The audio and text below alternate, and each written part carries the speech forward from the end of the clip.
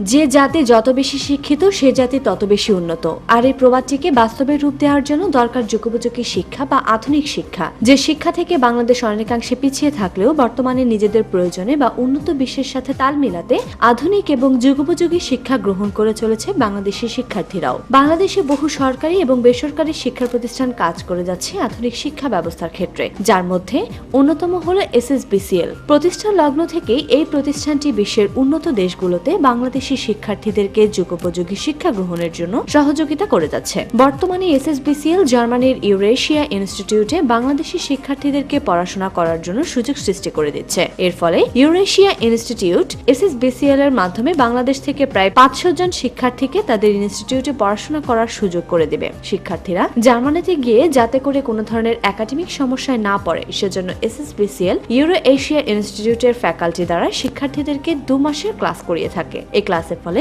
শিক্ষার্থীগণ ভাষাগত জ্ঞান সহ একাডেমিক বিষয়াদি সম্পর্কে ধারণা পেয়ে থাকে।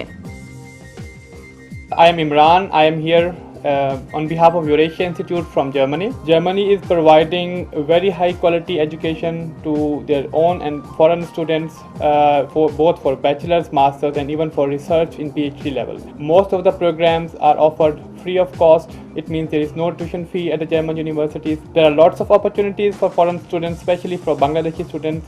And we are already very happy with the progress that Bangladeshi students are having in Germany, and they are very successful. We are bringing almost more than 100 students every year with the cooperation of SSBCL Corporation from Bangladesh. And I'm happy to be here once again. I will stay here in Bangladesh, in Dhaka, at SSBCL office till 2nd of February. And if you are interested to come and meet me for your personal counseling or assessment, I would like to welcome you to be here and meet with me.